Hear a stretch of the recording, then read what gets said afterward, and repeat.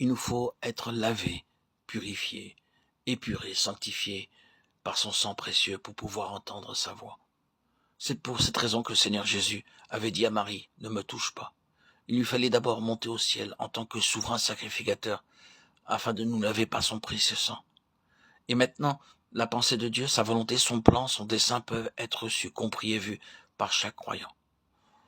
Nous, croyants, étant maintenant membres de la maison de Dieu, nous pouvons jouir de la présence de la gloire de Dieu, parce que la demeure ou le lieu d'habitation de Dieu est dans son Église. La plénitude de Dieu se trouve uniquement dans son Église.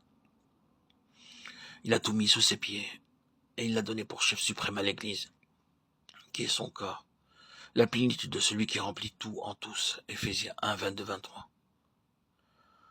En lui, tout l'édifice bien coordonné s'élève pour être un temple saint dans le Seigneur. En lui, vous êtes aussi édifiés pour être une habitation de Dieu en esprit. Éphésiens 2, 21-22.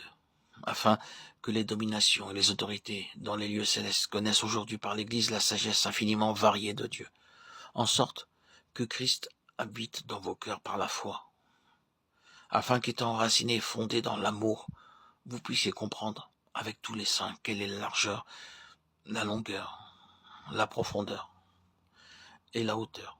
À lui soit la gloire dans l'Église et en Jésus-Christ, dans toutes les générations, au siècle des siècles. Amen. Éphésiens 3, 10, 17, 18, 21.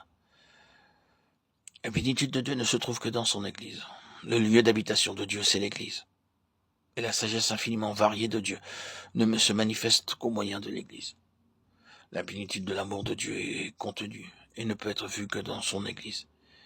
Et elle est manifestée à travers elle. La gloire de Dieu dans sa plénitude et pour l'éternité se manifeste dans l'Église. En vue de tout cela, nous devons apprendre à entendre la voix de Dieu. Et en entendant la voix de Dieu, nous avons notre part dans la maison de Dieu. Cette maison, cette Église est appelée à manifester et à déployer la gloire de Dieu. Chacun de nous peut avoir sa part dans cette Église en jouissant de sa paix parfaite, en étant soumis à sa seigneurie et à sa royauté.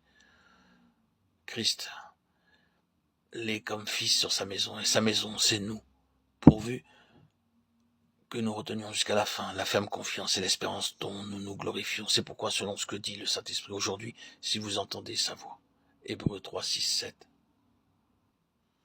Le matin de Pâques, le Seigneur dit à Marie de Magdala, ne me touche pas. Jean 20, 17. Mais dans le second cas, Matthieu 28, 9. Et cela ne se produisit que quelques minutes plus tard. Le Seigneur Jésus-Christ, lors de cette nouvelle apparition, permit aux femmes de le toucher, lorsqu'elles s'approchèrent pour lui saisir les pieds. À Marie, il dit, ne me touche pas, et aux autres femmes, il leur permet de le toucher. Ces deux faits se produisirent le même matin de Pâques. Pourquoi le Seigneur dit-il à Marie, ne me touche pas? Lui-même donne la raison. Car je ne suis pas encore monté vers mon Père, Jean 20, 17. Il spécifie clairement, je ne suis pas encore monté. Cela signifie que notre Seigneur dut d'abord monter au ciel, dans un but très précis, avant que qui que ce soit puisse le toucher, après sa résurrection. Pourquoi est-il monté? Pour offrir dans le lieu céleste, en qualité de souverain sacrificateur éternel, son propre sang en notre faveur.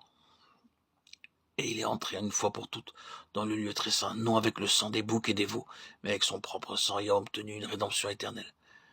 Hébreux 9, 12.